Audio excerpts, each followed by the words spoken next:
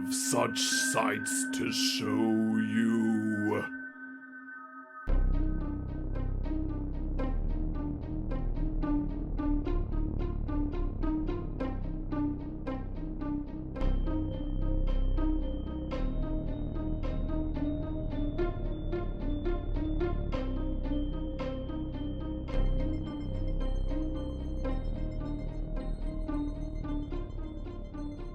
We're Poppin the Scary horror podcast here. I'm your host Coale, and with me as always, I have my good friend and co-host Aaron. Aaron, hope you're staying safe, bud. Hey, yeah, you know me. Ready for the Purge 2. All right, yes, we are getting ready for that, which typically takes place March 21st, so we're getting a head start. We're like prepping for Doomsday, baby, and everything. So giving a quick recap and I guess spoilers for thoughts about the first Purge movie we watched already. What was your thoughts and how has it been? Because it's been about a year, I would say, since we watched the first Purge. Man, I don't remember exactly how I thought about it, but I wasn't too blown away. I feel like it was one of those things that, like, the concept was pretty good. There was some cheesy stuff about it, but you know, it wasn't mind-blowing, but it also wasn't a shithole. It was a decent watch of something to, you know, interesting idea and how they decided to execute on it. But Okay, yeah. I would definitely agree. I think the Purge movie for me is kind of the same thing where I was like, yeah, it was okay. You know, like a couple of good moments, but it's more so the idea that I found more intriguing than I did the actual film itself. So it does make you kind of question with how many sequels you probably know that there are of the Purge and even a TV show. Is there hopes that you have about the future films or anything like that? I mean, yeah, because you can't really just do the same movie again. I guess you could. This movie could just suck if they just did the first one again. But obviously there's like other things you could do with this idea that, you know, I'm interested to see what direction they go with it in Purge 2. Yeah. I'm very curious, and I'm also wanting to watch this, obviously, not only because like the Purge is coming up date wise, but also for some reason or another on YouTube, the Purge is the most viewed video out of all of them. I think it has like 200 to 300 views or something like that, and it's just kind of random and everything because, like I said, it wasn't even like Five Nights at Freddy's where it's like, oh yeah, I'm going to release it here and all the views popped up. It was just randomly I looked and I'm like, oh, there's a lot of views there. Let's go watch the second one. People love their purging. Yes, exactly. You know, there's a need to purge and everything. So kind of going into this a little bit more blind. We'll see if we end up kind of with the same thing or end up getting something a little bit more out of it. But everybody go home. Lock your doors. Yes, and turn up the volume. And we'll be right back to let you know how the movie went.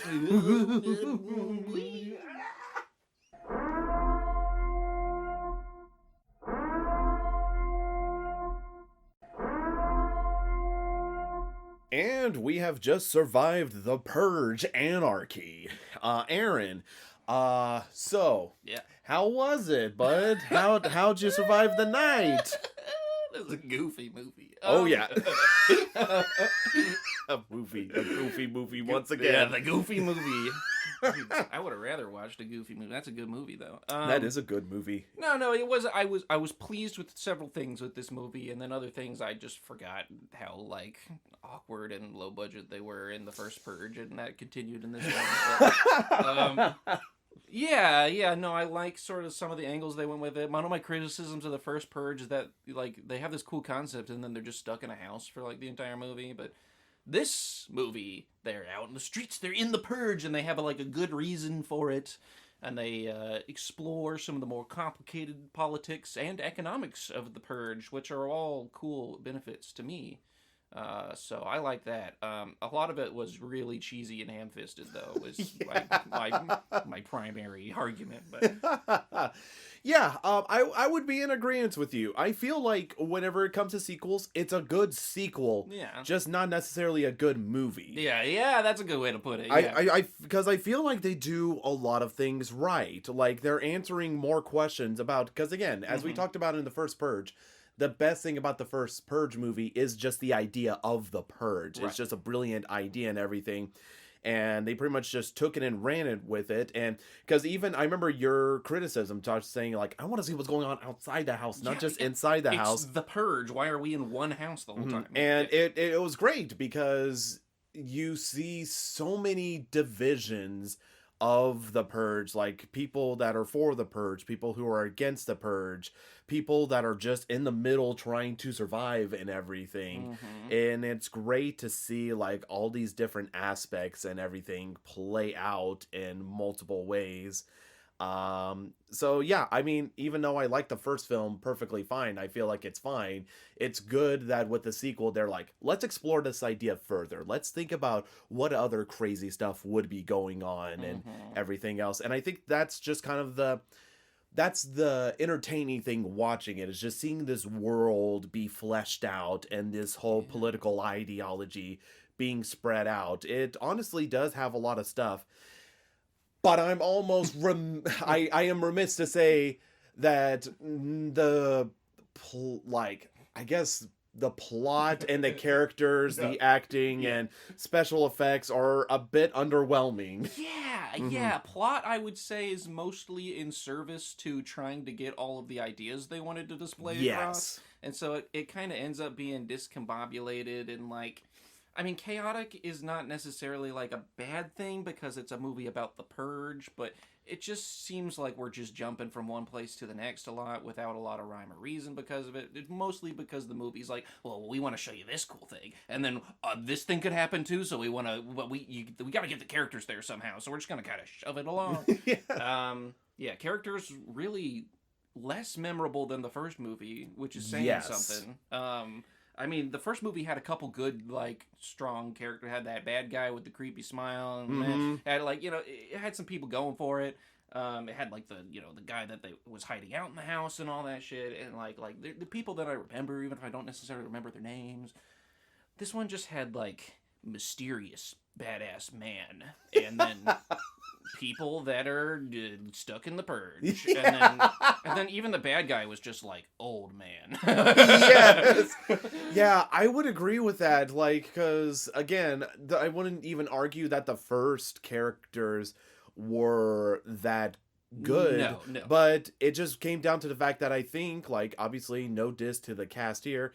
I think they were just better actors, and there was a better idea on their character specifically, as opposed to, again, I feel like the plot is servicing more to trying to do the world building, which is good, but it comes at the cost of the characters you're experiencing and everything, because I legit don't even know any of the 5 main characters' names. I do not. Yeah, I remember 2 of them, but that's because one of them wore a name tag for the first part, and the other one I just hated so much that I remember their name. Yeah, and so that's just kind of the problem. Like, again, they're not super insufferable per se. I have seen way more intolerable characters in horror films. But they're so underbaked. Yeah, they're underwhelmed. There's not a lot of character to the characters. Yeah, it's just basically them being vehicles for the audience to navigate through the city during the Purge and experience all this crazy stuff. They're the vehicle and everything. And, I feel like they really tried with one character especially to try to have a lot of, like, character arc, build up, everything. Yeah. And again, like, it's good on paper. Like, if you told me, hey, this is what this is, I'd be like, yeah, makes sense. I can see how that's that good. Could work. Yeah. But they don't. And I don't know if it's just because of the acting, the script, the way the characters develop through the story. There's just something missing about it. So it was a weird experience because, like, I honestly just thought the film was fine, but I'd be lying being like, oh man, you need to watch it. Like, I think, like, it's just more interesting in case you like the idea of the Purge. Like, this gives you more like, oh man, I love this world and these ideologies. It's like a pretty good lore dump, but like, the way it's executed is just meh.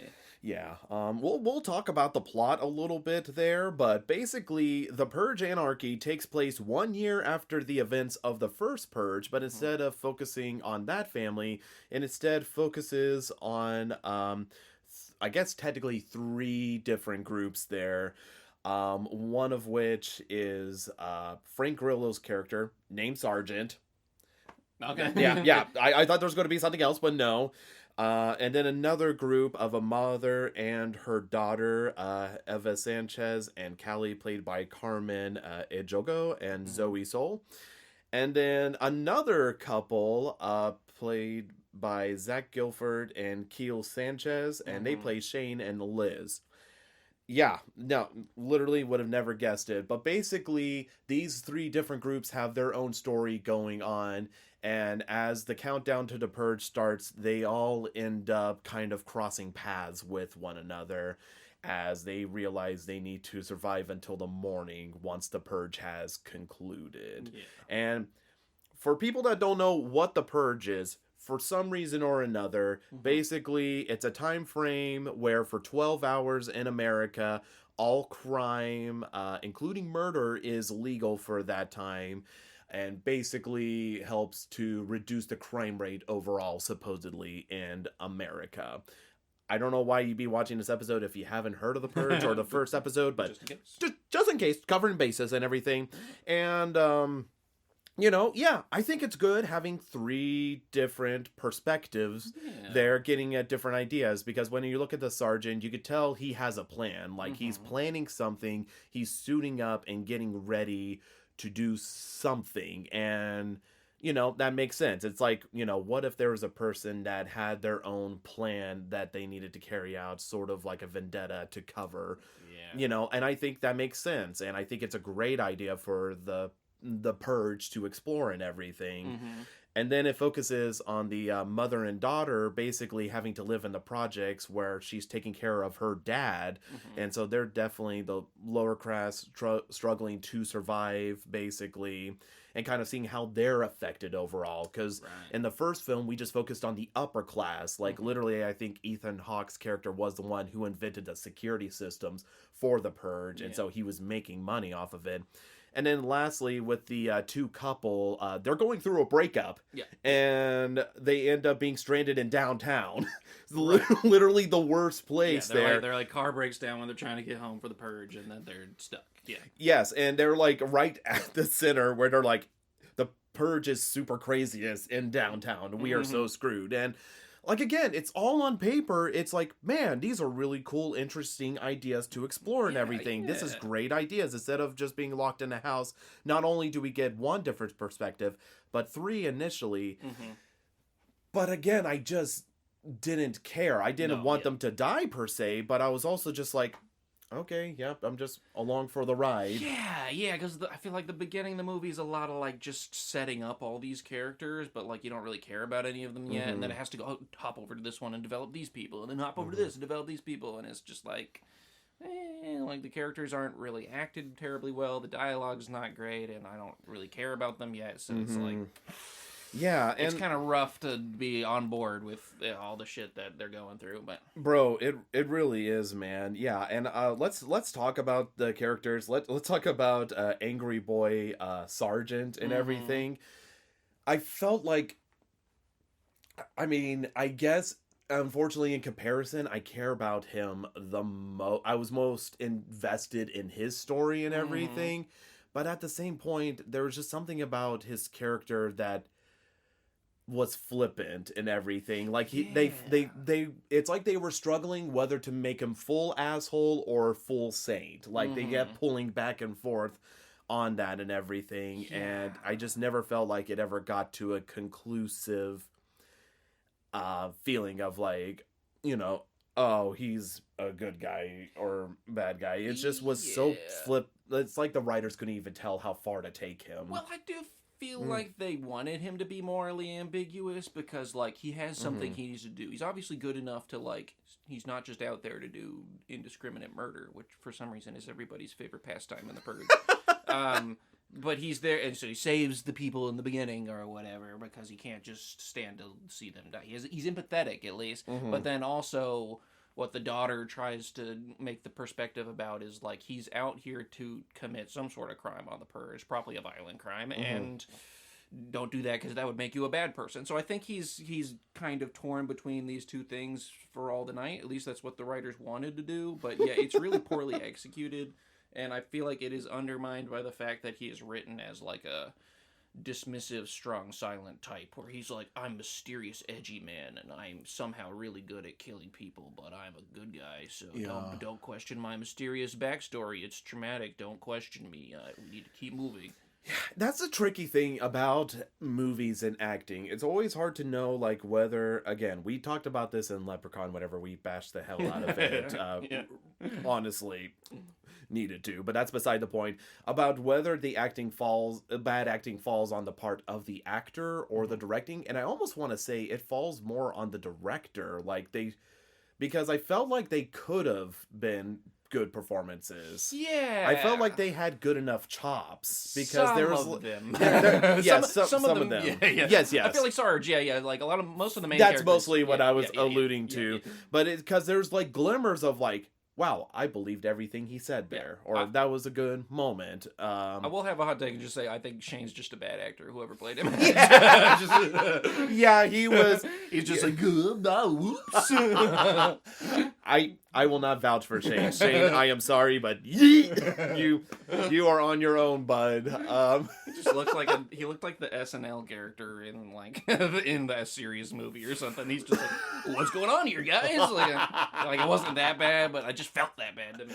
That's fair. I can't imagine what he would have done if he tried to crack more jokes. Yeah. But so I want to say, like, it's honestly like there should have been like better direction with it, and I think the actors could have made me believe more. I felt like they had it in them. You know, it's one of those things that I remember asking you this question like a decade ago, like, how can you tell if somebody's bad acting? And really, I think what it just boils down to is just watch a lot more movies. You'll find it. Yeah. I mean, I think to your point, a lot of the times, like acting is in service to the direction of the movie and the script that they're given, right? Like an actor can be, I mean, you could take, fucking Meryl Streep or something, and I could direct a film with her and she'd look awful. She would, because a lot of that comes down to those finer moments, making sure you get the right take, the right angles, and blah blah blah. But there's also just bad acting, and I think Leprechaun's a great example of bad acting and bad directing. Correct. I wholeheartedly agree. This is mostly just kind of like a bad script, kind of bad directing, but I feel like some of the actors are probably pretty decent, just not in this movie. Yes, I would agree with that. So I feel bad for Frank Grillo and everything, but this just was not a favorite performance of mine, and I do feel bad about that, but not bad enough not to bring it up and everything. And the other character, the mom, Ava, I just felt like the script gave them nothing to work with. Like literally, they funneled a lot of the development into Sargent, and I think that's a smart move because it's like what's driving him, like to continue moving forward with the group and everything, because the group is basically latching onto him. Yeah. At this point in time, because they got nowhere else to go or whatever. Right. So I think it was good move on the scripting department. Like, okay, who gets the short end of the stick whenever it comes to story drive? Yeah, sorry, mom and daughter and everything. But again, I don't think she did like bad per se, but she also just isn't given a lot to work with, and I just felt like it's just kind of like, what do I do in this scene? They're not giving me anything. Yeah, they were kind of set up to be like sympathy bait in the beginning, but then after that kind of arc played out, they're kind of just tagging along the whole time. Yeah, they're mostly meant to be like a bigger foil to Sargent, I feel like, questioning his line of thinking and especially direction. Especially the daughter, Oh my god. She's supposed to be like his moral compass or whatever, because she's the politically engaged one, but most of the time she just kind of comes off as annoying. Like they're like trying to be quiet, sneak around. She's like, "Hey, what's your name?" He's like, "Shut the fuck up before you explode,"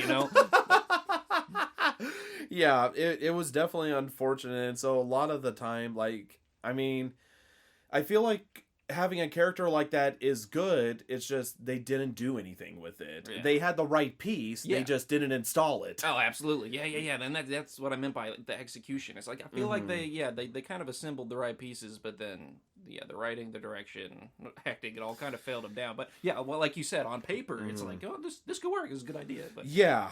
So I mean, I feel bad I don't have anything because she is like probably the second main character of the entire story, and I don't even have a lot to say about her. Right. Besides, like, yep, she just serves as a vehicle, like, again, to add to the drive, because again, this is more Sargent's story, even though there are 3 stories going on. Right. Because, like, both Callie and Ava have like a story thing, but it's like wrapped up really dadgum quick. Yeah. By the time you're like in the second half of the movie, like nothing that they've ever cared about matters anymore. Yes. So like I can't even comment that much about it. Yeah. Oh my god. I love that your boy Shane was third credit here. Third credit. Let's save him for last. Yeah, we'll save him for last because it seems like you're going to have a lot more to say about him. Jumping over to Callie, yeah, it was very annoying. Like, I get what they were doing. She's like a teenager, and she's following this group that's anti-Purge, you know, and they're sort of like a resistance group and everything. Yeah.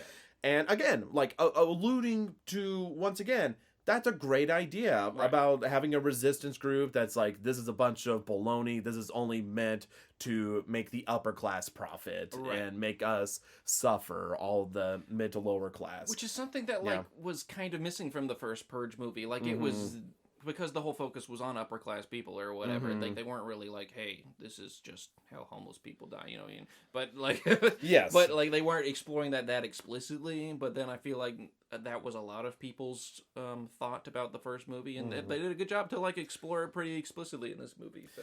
Yeah, but I feel like she's just meant to be more of the combative one, you know, and challenge Sargent, you know, because Ava is just kind of along for the ride for the most part, and she's just like, I need to try to survive and stuff.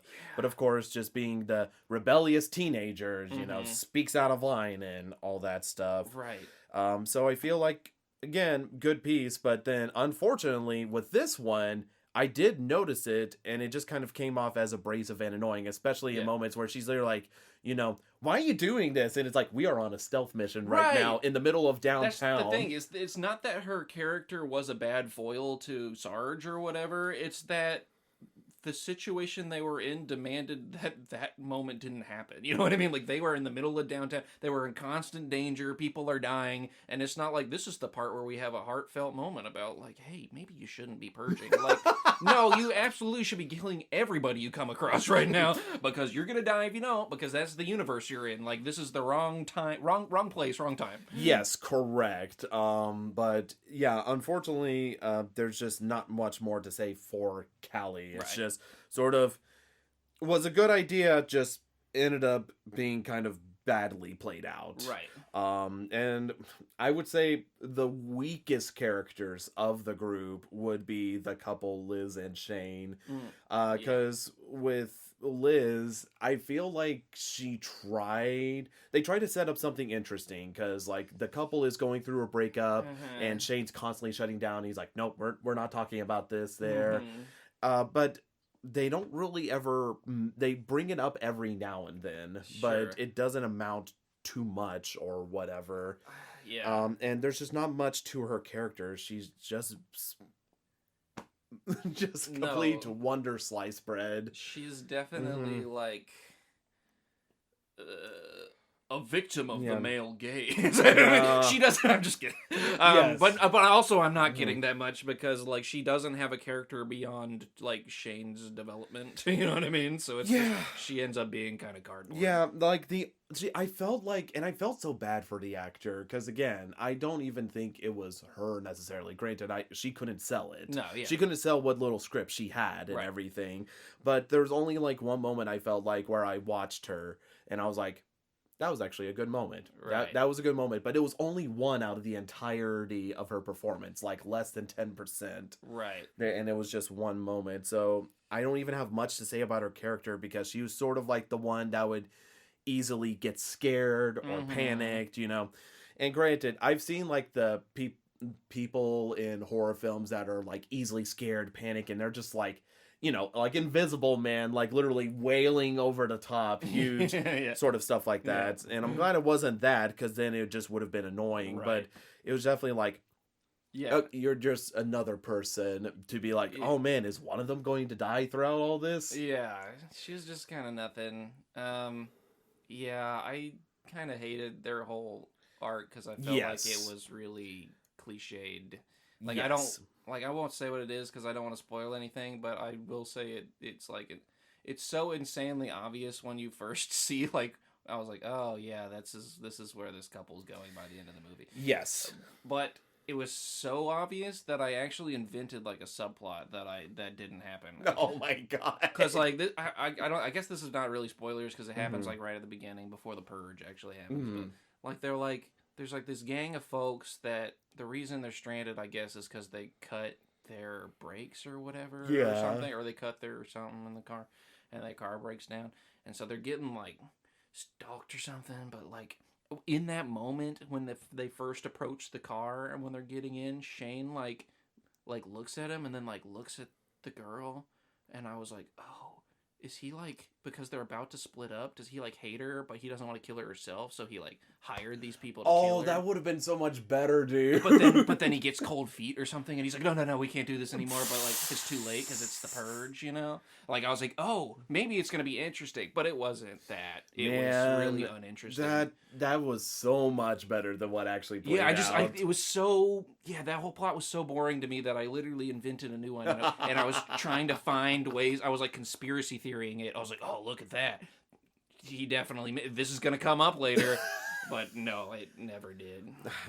Don't you hate that whenever you're like, I've got you now, movie. Oh, yeah, and then, I figured it out. And then they just disappoint you by not even trying. Yeah, but I just kept on wishing. I was like, it's got to be something else. It can't just be this. But it was just that obvious thing. Yeah, and let's talk about Shane, played by Zach Gilford. He's not that bad. He's not like not like the annoying person in the horror movie, but he is the most annoying of them all. Yes. By far. He's not like cracking jokes that much or anything, but it's just the way the actor played him was just like a goof, but then also wasn't funny at all. So it was just kind of annoying to have a guy just be like the whole time. I don't know. It's just, I don't know. It was like if you had a Adam Sandberg, but not funny, that was like his whole performance. Great value, Adam. Yeah. Sandberg. Like, and I don't know. I guess he was like maybe supposed to be the comedic relief. They just did not put any comedy in. That's just how I felt about him. I was just like, bro, like, what is with this guy? Yeah, he was pretty bland overall. There just wasn't anything, and anytime he screwed up, it just hurt even worse because it's like, you're already on the fence with this guy, and every time he screws up, it's like whenever you're annoyed with that one person or coworker or whatever, and then anytime they mess up, anybody else you would get a pass, but for some reason, because it's them, it just makes it so much worse. This fucking guy. Yes, exactly. But yeah, there's like nothing to him, and again, just zero investment on him. It was like he represented the entirety of the Leprechaun cast. Yeah. Minus David. I think I just hated it from the very beginning because he's like swiping through photos of them or whatever, and then she leans over. She's like, "What are you looking at?" And he like flips over his laptop real quick. And he's like, "Nothing, just some stuff or whatever." And I'm like, God, I hate this guy. Like that was his first line. Yes. And I'm just like, get out of the car. I don't want you in this movie anymore. Get out. Yeah, it's just like, that was just bad. Just, I don't. Oh my gosh. But yeah, I mean, aside from that, there are other characters that pop up, but it's like, we'll probably mention them whenever we get to certain points, because there's no point in mentioning stuff. Right. Because again, they're just more pushing cool ideas once again. Right. And everything. So, yeah. Oh, man. I mean, I guess talking briefly about the antagonist of the film, it's just obviously society that's participating in the purge there. That's the one aesthetic thing that I still love about the purge. It's just seeing the people wearing like the purge mask and everything that they go crazy with it. I like how they're able to be distinctive and still build up on that style. But it's funny because it's not even just everybody. In this film, it's just a specific group that's moving around in a van that was stalking the couple at the beginning. Yeah. But that's one thing I think, and that's the thing that everyone remembers about The Purge. That's like the style thing there. It's just people wearing masks, being weird and everything. And I'm definitely glad they still had that. But I was definitely surprised that they upped the ante more with the antagonist by having like a lot more like militant people, like people just wearing armor, period, or people just not even wearing costumes, just literal psychopaths that are wearing normal clothes that are just going off and everything. So because in the first film, I believe everybody was wearing the mask in the neighborhood and everything. There wasn't really a lot of normal looking people. Yeah, and they were all kind of dressed nice, and it was like rich people getting their little taste of violence or whatever. So I do that is the one thing I do give kudos to The Purge for, is just being able to have such a crazy idea of an antagonist, just like the event that brings out that just inner evil in people to enact upon and everything. So I do have to give kudos to that, because again, like just seeing some of the stuff, I was like, that's cool. That just helps add to the aesthetic and everything.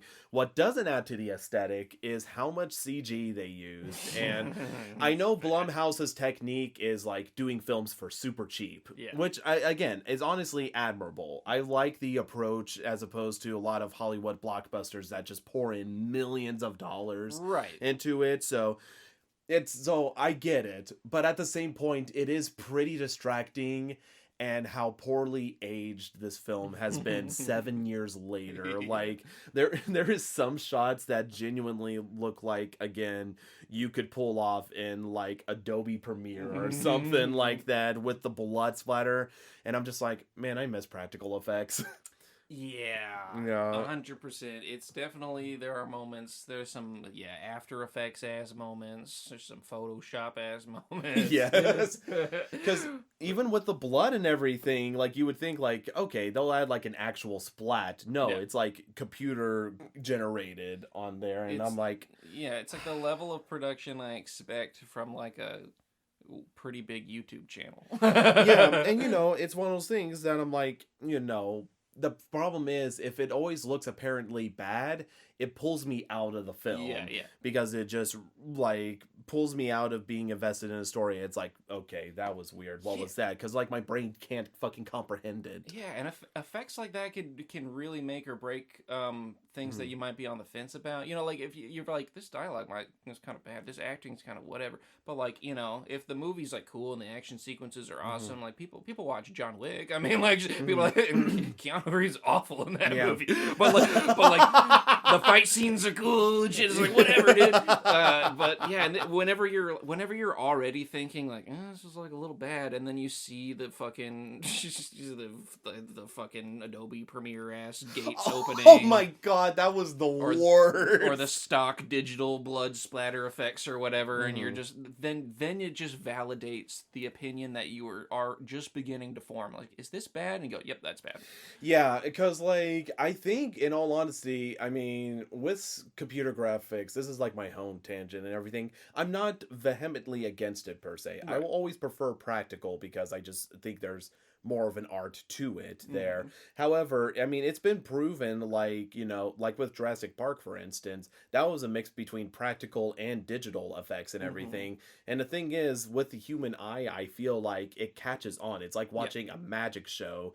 And if you see sort of the same thing over and over again, you start to think like, oh, this is just computer graphics and everything. And so it pulls you out every time you see it there. So I think if they had blended more practical and digital effects, it would have maybe made it feel more realistic and gritty. Because that was the other thing too, surprisingly, whenever it came to the violence of this film, I felt like, surprisingly, I don't know if it's just me, it felt more tame than the first one. I don't know what it is, because I saw more people getting hurt and shot and everything, but also at the same point, I think it's just more so the fact that the first one felt like more intimidating and stuff. Yeah, maybe. I would kind of agree with that. I feel like it was easy to get taken out of this movie because there are a few moments that were just. I feel like there were a couple moments that were so extreme, but it was like it was pretty comical how just outlandish it was. Yes. There's a particular part I'm thinking of with a minigun where a guy just unloads on something. Yes. And it was just funny because they're like, yes. And it's like, yeah, that level of violence is like some of the more extreme stuff that you can expect to see from a movie like this, but at the same time, it's like not as shocking because it's just funny. Yeah, I feel like maybe that was it, because I mean they did try to do some like shocking stuff, like whenever they're driving in a car, they see a woman just walking slowly covered in blood and everything, and it just makes you think like, oh man, what happened to her or whatever. So there is like moments of like violence of people getting hurt or whatever. So but it's like I almost, again, just something about it made me feel numb to it. Yeah. And I felt like it should have been just more shocking or whatever. But again, I think it is more comedic stuff, like again, like that Gatling gun and everything. That was funny and hilarious, and I love that they added that in there. Because there is like a reoccurring character of people that drive around in big trucks that with miniguns on the back of them. It's like 18-wheelers, and they just open the back and there's a minigun there. And I can't tell if they put that in because they thought it was cool or if because they thought it was funny. Because I think it's funny. Yeah. I think a lot of other people think it's funny too. Yeah, I just think it's just like one of those things that are... I mean, Michael Bay produces, turns out. It just felt like a... What if we had a Gatling gun in the back of a semi that just pops open and it then unloads on civilians? That'd be so cool, bro. Pass me the blunt. So yeah, that's kind of the weird thing about it. I guess I was just looking more for the horror, I guess, in it. And it didn't even feel sporty either, like a slasher is the other bad thing as well. Yes. It just kind of felt like more wandering and... It's definitely kind of action-y more than horror-y. Yes, for sure. Which isn't necessarily bad, but it just also I was kind of numb to it for the most part. Well, they definitely tried horror. I mean, it's definitely a horror movie. Yo, they tried. Yeah, but it's just like a lot of even the jump scares weren't really hitting for me, and that's just a sign of something bad when like you can't even like the quote unquote like cheap tactic of a jump scare isn't scaring me. It's just because the movie's not that scary, even though you're trying. Yeah, well, one jump scare got me, but it's the very first jump scare whenever they're by the car and they have the... Yeah, that one was pretty good. Yeah. I mean, like, that one served its point. Yes, but I felt like it was good and everything. And I was like, God! Yeah, by the end of the movie, all the jump scares they tried, I was just like, yeah, whatever. Yes, I was kind of like numb to it and everything. Aside from that, I don't know, there's nothing much to mention about the music. I felt like it was insignificant. Yeah, I feel like there were some corny music moments. There's like I can't even really say without spoiling it, but they played like Claire de Lune at one point, and it was like fucking cheesy. yes, it's just some shit like that. That's true. Like, that's pretty corny. Whenever they played that, this was edited by a college student. I get you. Like that's just what it feels like. Oh my god. Aside from that, but anything else you want to talk about before spoiling the Purge Anarchy? No, that about covers it. Yeah, I feel pretty like dried up as well, where I'm just like, yeah, I ain't got nothing there. So how's about we rate this year's Purge event? Yeah. All right, Aaron, take it away. Purge Anarchy. Man, I'll cut right to the mustard, baby. This is like a 4 out of 10. It's just a little bit below average, which remember is 5. That's how numbers work. And yeah, it's just bad acting, mediocre directing, bad effects. You know, I'll really drag this shit down, but it is boosted by the fact that they explore some interesting topics, some stuff that I wish that they explored in the Purge. They delivered on in Purge Anarchy. So cool beans. Thumbs up for that. Dude, yeah. I'm not gonna lie, I'm also a 4. I'm just gonna straight up say it. I was wavering between 4 and 4.5, but I just feel like there's not enough for me to visit it. Because again, mind you, this is a good sequel in the sense of they did everything a sequel should. They just executed it poorly. Like, I could tell they thought of cool ideas to implement into the story, and they did. It's just the fact other stuff started falling apart because they just had poor execution and everything. So I feel like if you like the Purge idea, this you'll probably get enjoyment out of like the ideas they propose in it. But if you're looking for like a good horror movie in this aspect, I feel like the first one kind of serves better as a better horror film. Yeah, maybe. But just a little bit. Just a little bit anyhow, but I don't know. By this point, you guys have obviously watched The Purge, probably watched the second Purge, probably watch all the Purge and a TV show there. I still think it still has value, even though it is below average. Yeah. So that's the good news about it, and it does make me more curious as to what other ideas they explore in future films and the television series. However, it does also make me scared about the quality of how it looks. Sure. So that's only time will tell if we ever get around to watching it there. But if y'all don't want to be spoiled about the Purge Anarchy, please lock your doors and turn off the podcast and go do something else peaceful, bro. Yeah. Aside from that, Aaron, give the first spoiler, please. First spoiler alert. Man, do you guys know the government was bad the whole time? Holy shit! What? I do, yeah. So I guess I do want to talk about, the big bad guy for me was Granddaddy America. It was old Uncle John.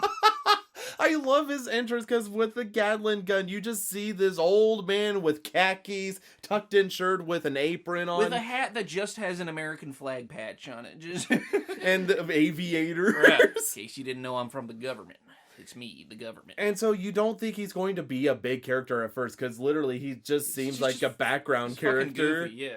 But then it just becomes apparent, like, after they realize, oh, he's not dead, and then they let him live. It's like, okay, this dude has clearly become an antagonist for Sergeant and the gang. Dude, so I'd love to just follow specifically Uncle America's arc, whatever this dude guy was. But yeah, so you first see him in that goofy ass scene that I referenced earlier in non-spoilers, where he just opens up the back of the fucking 18-wheeler and just unloads on two people walking on the sidewalk. Like, yes, that satisfies my urge to just kill indiscriminately. Like, I didn't know, what was Mr. Bay thinking, Like, I'm sure that one was him. But yeah, that's the introduction, and you're like, okay, that's a background character. But then, whenever you get home with Eva and her daughter, whatever her name was, and their old guy that goes to kill himself for money, it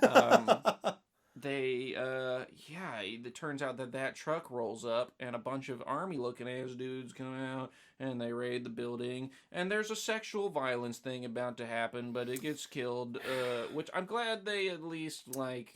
It was pretty tame for what they could have tried. Yes, I'm glad they didn't try more. Yes. But I'm also, like, I don't enjoy that kind of stuff. No. But also, like, that's what people would be doing in The Purge. Uh-huh. So, like, I'm glad they at least put that in there, because it's always been ridiculous to me that it's just like, it's The Purge, everybody gets out that insane sense of violence that we all have. Everybody has this, right? Like, it's just like the volume of people that's like, I just can't wait to murder somebody I don't know. Like, it's just that's not where violent crime comes from. But like, I get in this universe you gotta have cool bloodbath, so whatever. Like, I understand, but it's always just in the back of my mind that's like, this is not how people behave.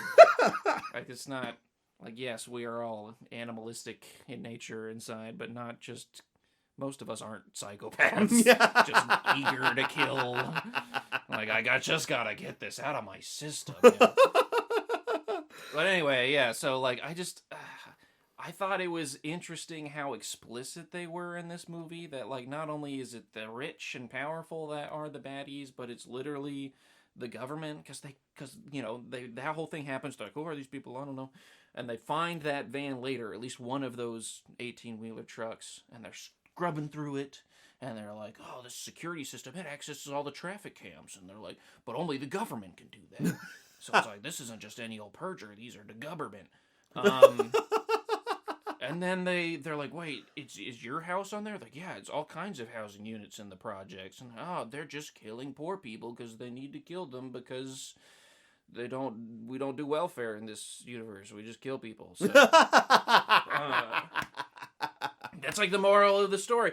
But I thought it was interesting that, yeah, like, okay, so that's his point for being there. But then he starts tracking down Sargent, who the only time he's named is at the very end of the movie, right? Yes. Whenever he goes to, he has such a vendetta against this guy because he shot him, so I get it. But, like, that he tracks him down and just fucking unloads him at the end of the movie, and is like, yeah, I'm the government. And then gets shot by the poor people. So I was like, is this like messaging? Like, what is government bad?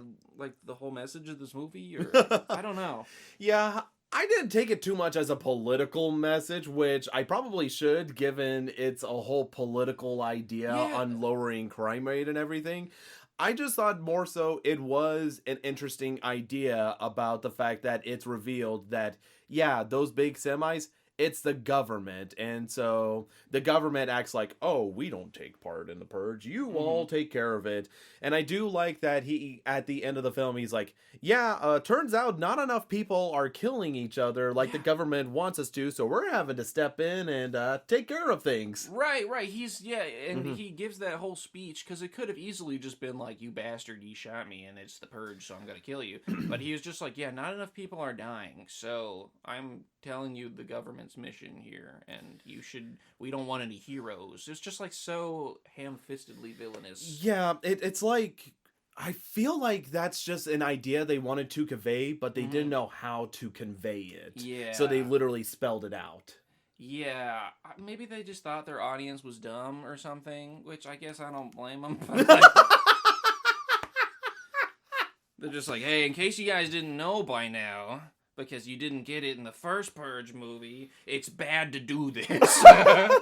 It's just wrong. Yeah, but, you know, and it is pretty hammy dialogue overall there. It's like, you know, we take lives, we don't save lives, you know, right. Doing that. But again, I do like the idea about, I feel like, again, it's just good ideas. This whole film has great ideas that they actually show. They just poorly executed there. And so it's even beyond what other films sometimes do, where it's like, oh, seems great premise, and then they do nothing with it. No, they have the great premise, then they have great ideas. It's just all over the place. Like, it has not been assembled still, but you're still seeing the parts and everything. Because I do like the idea about, like, yeah, what if there was sort of like a vigilante that goes out in the purge to save people and everything. Right. Obviously, that's not his intention at all. It just ends up being bestowed upon him. But I do like the reveal that it was the government there. But I think it is, like, if I am to get a political message out of it, it's just like, even events that seems like it's good for everybody, it's mostly just benefiting the government and everything. Right. Well, and also the rich. I mean, that was the other thing. Rich and the government. Yeah, yes, correct. They were like, these are the two classes. Yeah. And I do feel like they tried to explore all sides of that issue in the sense of, like, all sides that would think it's bad, which, I mean, should be most rational people, obviously. But it's like, they do the whole, like, Black Panther arc, whoever those people were that were just the Black Panthers but not Black Panthers, you know what I mean? Yes. And, like, they kind of glowed them up to be pretty cool by the end of the movie. They did, very much so. Yeah, that was just like, it's just like pro Black Panther propaganda, which I'm not, like, against. I mean, we had, like, the Nazi exploitation era, you know, like, let's get the pro Black Panther exploitation era. Cool, yeah. We should do one for the communists, too. Just all these people that have been vilified. Let's give them their moment in cinema. Yeah, I would honestly say I did like the idea of this group and everything, and the actor who plays the leader, Carmelo, played by Michael Kenneth Williams. I thought he did a really good job. Like, it seemed like he really was getting into character and everything, because it's like beret, he had the little glasses on. He was in it. He was militant face, and he just spoke loudly, and he did not care about spit. He was a real spitting like he did not care. And this is not even a criticism. This is like god dang, Yeah, he is giving it 112%. I was like just waiting for him to say the revolution will not be televised. Oh, that would have been so good. I was like, he's gonna say that line, isn't he? Oh god, that would have been so good. No, that's sad, but yeah. So I will say I want to give kudos to him because I did enjoy seeing his character because you see like videos of him whenever he's like shouting out to the people, just kind of talking about how the Purge is bullshit, basically. Yeah. And I do think that's a cool idea, and I do think it is cool that they do actually show them take place instead of just being like, oh yeah, there's this dude in the background. Right. And even though it is sort of like a Deus Ex Machina a little bit, because they're like, oh no, we're surrounded. Right. How do we get out of this one, guys? It's just the most badass entry. But I do love that moment happened right after right after Shane just got lit up. He got so messed up, which I imagine had to be cathartic for you a little bit. It was just really funny. Yeah. Like, I felt like the film wanted it to be tragic because they spent so long with the girl, whatever her name is, like crying over him. Yeah. Because let's back it up a little bit. Yeah. Their arc, very obviously, once I saw that they were going through a breakup, I was like, oh, they're going to be going through a breakup, but then they're going to bond together because they purge, and then they're going to regret it at the end or whatever. They're going to either get back together or one of them's going to die. And it was Shane that died. And, like right whenever they're like, oh, yeah, we're not going to break up anymore. We don't have to tell my sister, haha. Mm-hmm. Then, yeah, I just love that the door opens a little bit, and they're all sitting in the same wall, and there's a guy that's, like, sergeant with all the guns and stuff, like, almost directly in front of Shane, but they decide to just light up one dude. Not like go in a line, not like try to kill them all while they're all off guard, you know what I mean? Just, he cracks the door a little bit, shoots Shane about 10 times, and then ducks back around the corner and doesn't ever come back. It was just like, that was, whatever the opposite of Deus Ex Machina is, it was just like, this guy has to die, so let's just have a guy come in and just light him up. And it was so good too because like he had just gotten shot earlier in the film and he's like, oh man, like he's like acting like he's down for the count even though Sarge's like, the bullet went right through you. Yeah. It's fine. You know, it's gonna hurt, but you'll be fine or whatever. He's like, almost as bad as when I had a cold. Yeah. He has zero constitution. And like he has this moment, he's like, can't keep going on like this. We can't like because you think he's going to do like a last stand sort of thing, like you guys get out of here, I'll distract him. No, he just gets absolutely destroyed, and then the group comes in to help save them. Oh my god. 1 second too late. I'd like to imagine they were like watching this in the door and then they saw Shane get lit up. They're like, and now go. That guy wasn't worth saving. Yeah. They've been following him the entire time. This guy's just holding him back, setting off traps. Yeah. Can't shoot for shit. Fucking guy. Yeah, I do love that, yeah. In the beginning of the movie, they trust this dude. He's like, we're gonna... They're hugging the wall to not get hit by snipers or whatever. And they're like, we're gonna go this way. He's like, actually, this way would be faster. Just walks directly into the street. And then gets his leg caught in a ridiculously convoluted bear trap. That is supposed to just, you're going to stay there so we can signal people from the window to shoot you. Like, why can't the people in the window just shoot? Like, these purgers are some fucking Mickey Mouse trap ass motherfuckers. They are. Like, we gotta make a convoluted device to string you up with a thing on your ankle. Just, most people, to their benefit of the doubt, just shoot. That was realistic to be. But everybody that was walking around with, like, a knife, I was just like, you're dumb. Yeah. Yeah, oh my gosh. That was one of the things, again, I did like about this movie, is that they did show, like, hey, what are the locals doing? We saw, like, you know, because in the first film, even though there was, like, the college kids and stuff running around or whatever, most of the... you know, families in the neighborhood were saying like, oh, we're locking up or whatever. But in this one, you see like two dudes on a rooftop cracking open a cold one, breaking out their hunting rifles there. And then you see like this one woman just like saying some biblical stuff as she's firing in the air. Yeah.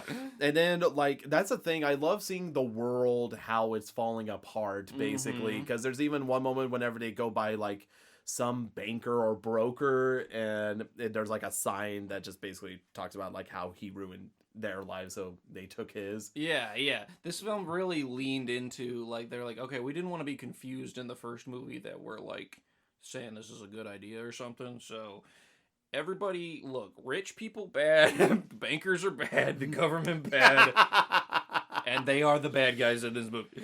And it's justified to kill them, and I'm on board with it, but it was also really ham-fisted. Yeah, one of my favorite reveals about the movie is with the van that's following them. Like, you think again, because they're the only ones wearing masks or whatever, and again, in the first film, the ones that were wearing masks just wanted to kill the stranger that was in their household that they were protecting or whatever. But as it's revealed with that sweet Lakeith Stanfield reveal and everything, it's like, no, dude, we're not purging. We just need money.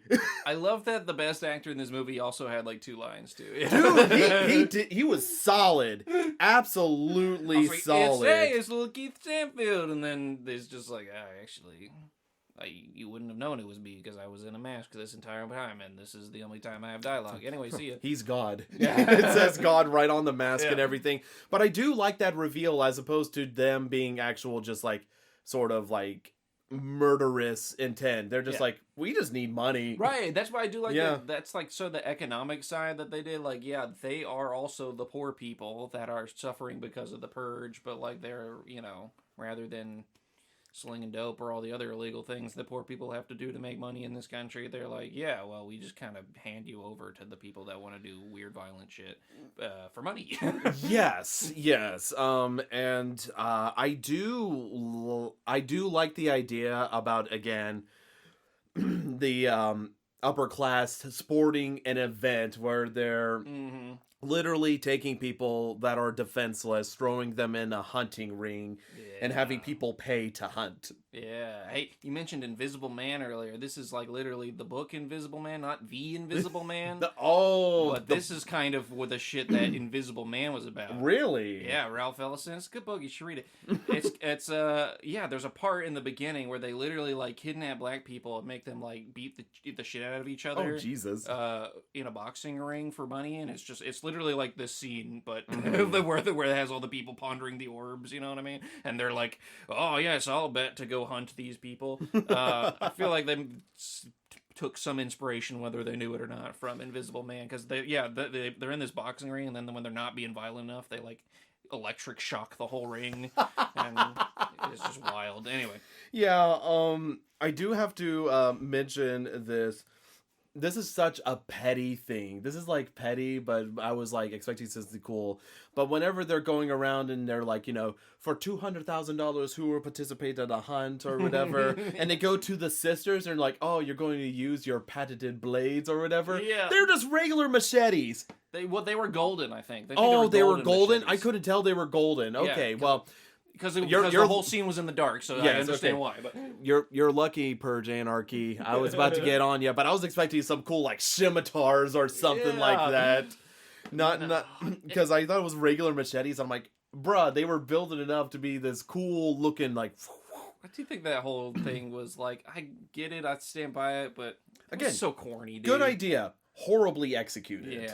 Yeah. So that's the unfortunate thing about it. The whole time I was just thinking like, okay, so they were in this arena being hunted with like other people. You see the other people run out and getting shot too, but for some reason it's just those 5 like on a stage, and they're like, who wants to kill these people? Great, okay, well let's shovel them off into the room now or whatever. It's like there's no reason the characters needed to be there at all, except that it would be weird to show that scene without the main characters we've been following. So it's like, we gotta put them here. Yeah, for some reason. Again, it's more so just selling the idea of like, what if there was an rich people event where they bid underground cabal, I feel like it's really like leached in the idea that like rich people are doing pedophile rings in pizza parlors, some real Pizzagate shit, you know what I mean? They're like, this is what they do, and it's like, this is what the globalist elites are. It's some Alex Jones shit. They're like, they're eating babies during the purge. You know, it's like, I think rich people are just kind of the same assholes as us, but they have money to exploit us. You know what I mean? Like, it's not that they're trying to do the most dangerous game every year. You know what I mean? Yeah. But like, I get the idea. Do the most dangerous game right now. Like, go off, King. But at the same time, it's just like. It's this idea. It's like, it's just really Illuminati coded. You know what I mean? They're just like, oh, yes, all these rich, weird-looking old people are trying to do weird crimes because that's the only way they can get their kicks. And it's like, I'm pretty sure, like, Jeff Bezos and Elon Musk just, like, jacking off into... They don't do this shit. They just love jacking off into Scrooge McDuck piles of money. Like, that's all they do. But. Yeah, and especially that's so funny you mentioned Illuminati, because I think it's heightened with also the prayer they do for the forefathers. I feel like they were like, okay, it's not just regular like weird fascism, it's like Christo-fascism, like everybody's praying. I was like, okay guys, like, I get it, this is a political movie, everything you're doing is just corny. Oh my god. And again, I'm not even like against the politics that the movie is portraying. I just think it's corny as fuck. Yeah, and they have a lot of great ideas in the movie, which I think is what helps save it, because at least it just is like, that was a good idea. Right. You know, that's presented there. It's just, again, just poorly assembled and everything. Yeah. Because another great moment, this is so great, is the fact that the mom is basically telling Sergeant, hey, we could get you a car whenever his car broke down and everything. We could go to my friend's house. She said she would lend it to me. And it's like, okay. And so they go all the way over there, and, you know, they're having a party. They're like, oh, we don't want to go out there during the purge. It's not safe. You know, my mom's cooking food. You guys kick back, relax. We're going to be safe, and doing all that stuff. Dude, it's so good. It's so unhinged. It's so funny. Because, like, I remember the first time I watched this movie, because you see the mom's friend or whatever guzzling down wine and popping pills. And so in my mind, I was thinking, because they're talking about, like, we've located them, we know where it's at. And I'm like, oh, she sold them out for money or doing something like that. I thought she was killing herself. She was taking so many pills and drinking alcohol. Oh my god. I was like, why is this woman killing herself right now? But... Well, it was funny too, because Sarge's like, your friend seems a little bit nervous, and it's like, yeah, she gets a bit high strung.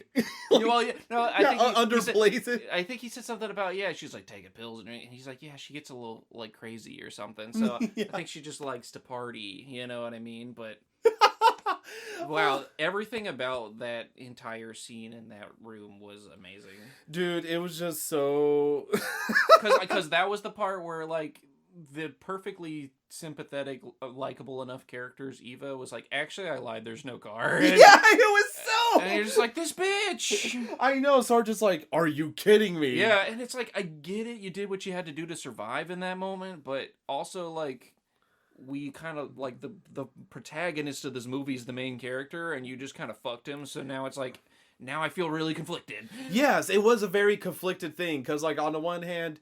Yes, and I guess maybe they just like that idea about, like, oh, they had to do something shitty to stay alive. But it's relatively benign, but it's not at the same point, because he was literally depending on this car, because, as the spoiler is, he's getting revenge for the death of his son because somebody killed him while drunk driving. Yeah. That's his whole thing, and so he needs to get to this person and kill them. And so they start to put it together piece by piece or whatever, that they're like, oh, you're going after... It seems like you're out here for a reason. Oh, you're trying to kill someone. Oh, you're trying to avenge your son. And, you know, eventually he finally spills the beans towards the end of the film about, like, yeah, this dude killed my son, and now he's going to pay for what he did because he got off scot-free. And so he has that moment or whatever, but I love how hospitable it is, because he's literally like, you got a t-shirt? It's like, yeah, just take the t-shirt. What's mine is yours, bud. And doing that. And then it just completely goes off the rails whenever the sister shoots the other sister, because she's like, I know you've been cheating on me, to her husband. And then she just starts shooting up. It's like the most unhinged thing. but I love it. It was so just off the wall, but yeah, no, I agree with you. I think the movie would have been better if it leaned into those moments that are just fucking goofy, because the whole premise is kind of goofy. Yeah. You know what I mean? Yeah, I love that he like took the woman hostage with a gun. Yeah. He's like, "Don't shoot me, or I'll blow this fucking woman's brains out," or whatever. And the guy's response, Sergeant Mr. Tactical, was like, "Yeah, I'll just shoot him in the legs several times, and not the woman with the gun." Like, Yeah. because he couldn't shoot that woman because they had to get out of there with all of them somehow. You know what I mean? It's just one of those things that like. I can just see the writers like sitting in the writing room on their like 6th pack of cigarettes, just like, how do we get them out of here so they can go to the weird underground elitist cabal? Why would this character go with them? It's just like, well, maybe they couldn't get out because the one that was gone. Oh yeah. It's just like it's just the way things link together is so like forced sometimes in this movie. Yeah, it's definitely weird resolutions that also the main characters get, because like starting with the mom and the daughter, like the whole thing is with her dad. He's not doing well on medication, and so he decides to give himself away to a rich family so they can kill him in the privacy of their home, and there's getting like $100,000 to the bank account. And it's unfortunate that the government is also trying to kill them, because it's like, we need to kill the lower class and everything, because welfare and everything need to eliminate that. But I think it's weird, because I do like the idea about someone doing this, like, I'm about to die, let me do something that benefits the people I care about the most. And it is something I could see people doing. Like, we want to kill somebody, but in private. Yeah, it did completely make sense that, like, rich people wouldn't actually put their lives on the line. They would, do it from the privacy and comfort of their own home. Or they do it in this weird auction thing that they do, So, like, I totally bought it, but it was just so weird. And also, I didn't really buy it from the fact that, like, okay, so the money's getting wired to you during the Purge? Like, wouldn't you just... I broke a contract. That's the least egregious illegal thing I did during the Purge. Yeah, because there's not... my dick. Because there's not confirmation. I assume it's done the next day. Like, maybe they signed up something before to make it legal, I guess. You would... Because he wrote in the note explicitly, like, this $100,000 should hit your account later or whatever. Like... Instead of like, I'd get that shit up front. Yeah, for sure. Before I die and have no way to confirm that it went to my family. And they just don't mention it ever again. Yeah. And I do like that it isn't like we have to save them. It's just they realize we're way too late. Yeah. Like, it's already happened and everything. We have to stay inside as well, especially. Right. So I do like that, again, they're dragged out by the government there, so that gives them a reason as to why they're no longer in the home, and then Sergeant has to rescue them, and the couple sneaks back in the car and everything, which I found hysterical. And they're literally sneaking around the city trying to not be killed, and they're like, oh, this car's open, let's get in the back. Yes, doing that, and I do love that Sergeant's like, all right, here's guns, good luck. It's like, no, we can't leave, we need to stick together. It's like, well, I don't need you guys. I got to be somewhere else. And it's like, I'll get you a car. Oh, okay. Goes to the place. Right. There's no car. God dang it. Right. And then they end up all being kidnapped for the reindeer games and whatnot. But yeah, it's weird because like with the mom and kiddo, I felt like their arc is more wrapped and then just starts to ride on the back of Sargent's story and everything. But... yeah, and then as you progress on with Sargent's story, again, there's that whole back and forth about, like, you don't need to do this, it's bad to purge or whatever. He's like, you wouldn't understand, you know, doing that. And I really hoped it was going to be more interesting. Me too, but... just getting revenge for his son or whatever. I thought it was going to be like, this fucking pharmaceutical exec has made the price of my life-saving drug for my son way too high, and I'm gonna fucking kill him and take his supply or something because fucking like I don't know, just something like just like this guy is objectively, or like I'm not actually gonna kill somebody, but I need to like steal this shit to like I can't pay my medical bills, I have to go steal this shit to like make sure my son lives or something. That'd be pretty interesting. It would be more interesting, yeah, wouldn't it? Besides just like he killed my son. I have to go beat him up. You know. Yeah, it was definitely unfortunate, and it's like the way the main character stories get wrapped up is a little anticlimactic there. Like the most climactic was Sargent's, but again, he is literally the main character of the story. Because even with the couple, I do that is one thing I give credit to. I did genuinely believe Liz was distraught losing her partner and everything. So that's kudos to the actress for selling it, and I do like that she decides, no, I'm gonna stay here and I'm going to get revenge for him. I want to purge. And like, I'm glad that they didn't do the cheesy thing where it's like, you go, girl, you know, sort of screaming and firing the gun. It's just hands the gun. Like, don't need to see it. Just keep it at that. You know, she's still grieving and everything. So I did think that was very well played. But yeah, they were wrapping up the stuff real quick, like towards the end, because literally Sargent's having to say exposition about the person. He's like, in there is the man who killed my son with his wife and kids. I'm going in there just to take care, to get revenge there. I disabled the alarm in the back, and so I'm able to sneak through. And then the people are like, no, don't do this. He's like, get off me. And then he goes in, and they're just dead asleep. Which I believe... Who's just snoozing through the purge? Yeah, I would have the worst time. Like, you would have to knock my butt out with something, because no way I'm sleeping on my own. But this is bad, because I do like the idea of him confronting them and everything. I felt like that might have been the worst performance of Frank Grillo, because I felt like, again, he's like, oh, I'm getting really angry, you know, and I just didn't believe it. Yeah, and he's just like, it's almost like he's trying to think of things to be mad about, or he's just like, well, what did he look like? Tell me what my son looked like. Do you remember his face? Like, just really, like, I forgot. Please tell me. Like, again, the director's like, yeah, just go ballistic, go bananas. And then he's just saying whatever, and he's not sure, so he's not able to commit to delivery. So it just was kind of bad overall. But I do love the reveal that whenever he does walks outside, gets blasted by government dad and everything. That government dad is shot in the head, and oh, what is it? He didn't kill the dude. He learned not to purge, and then he's surviving, and they're able to rush him to the hospital, and now he's gained a new family. With the mom and daughter. Thank the Lord. And they're gonna lose $100,000 to be back in poverty again because they went to the hospital. Dude, I feel like the hospital. I feel like that would be the most busy place on the planet. Fucking 5 minutes after the purge. You kidding me? Yes, I would not want to be in the hospital the day after the purge is concluded.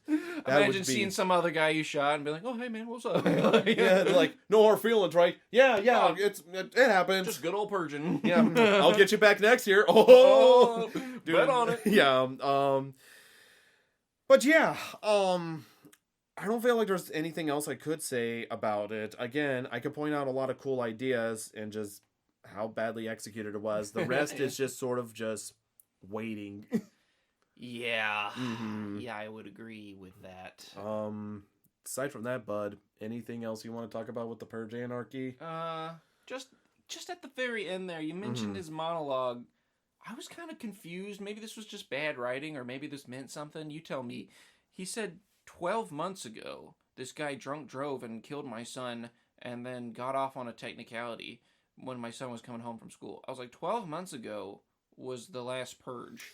Yeah, that's weird. Did he just kill him during the purge? But then, like, I'm wondering, like, if it happened after the purge, maybe? That's the only thing I could think of, and that's why he couldn't, and that's why he says, I need to get him back this year. I just don't get it. And his, like, I don't know. He was like, you got off on a technicality. If he got off because of the purge, why didn't he just say, got off because it happened? That would have been better. Because the police didn't show up until the purge or something. I don't know. Like, explain it. Otherwise, don't use 12 months ago, because that's when the purge was. They should have definitely offset it a little bit. Or again, because I think also being like, I hate the purge, but I'm going to participate to get revenge. I think that's also a really cool idea as well, or whatever. Even though it's like, oh, he didn't get in trouble, though. But then I think that just raises too many questions. Like, oh, what was your son doing out or whatever? Because, again, they got to make it clearly, like, his son was completely innocent in Yeah. it. So, but yeah, they should have offset it, like, at least 11 months ago. That's honestly what I should have said. Yeah, it was, yeah. It just, lines like that confused me. Not to derail our ending there. No, but it's just like, was that supposed to mean something? Especially since he's like the mysterious motive guy for the whole movie. I was like, what? I'm not gonna lie, I don't have any good reason as to why. They should have offset it. So Michael Bay, if you know, please send me an email. Yes, send it to Aaron's Twitter account. Yeah, I know we will be eagerly awaiting. But yeah, I ain't got nothing else to say there. No, it's all good. We survived another purge. Hip hip hooray! How's about a teaser for the next episode? Tease me, buddy. You know I will. So this next film is actually a foreign film from 1964. I will have to kind of charades it out for you a bit there. You'll have to put it piece by piece. I have never seen this film, but it is very acclaimed. So think of a Japanese orc ogre. An oni? And then think about what a baby calls a bottle. Baba? Yep. Oni Baba? Yes, that is we're pretty good at this. I was thinking about it in the middle of the purge. I was like, this is what I'll use as the charades. He should hit it out of the park. He should hit it out of the park. Nice. Yes. Good work. Yes, heck yeah. Thank you all so much for listening to this episode. We'll see y'all again next time when we're popping the scary with Oni Baba. Oni Baba. Oni Baba. Oni Baba. Oni Baba. Oni Baba. Oni Baba. Oni Baba, baby. Be sure to subscribe to our YouTube, Castbox, or iTunes platforms to stay up to date when new episodes drop. To see what Aaron and I are up to, check out our respective Twitter accounts. For me, it is @ColeKirkVA, and for Aaron, it is @AnimalGameDev. Thank you all so much for listening to our podcast. We'll speak to you all again next time when we're poppin' the scary.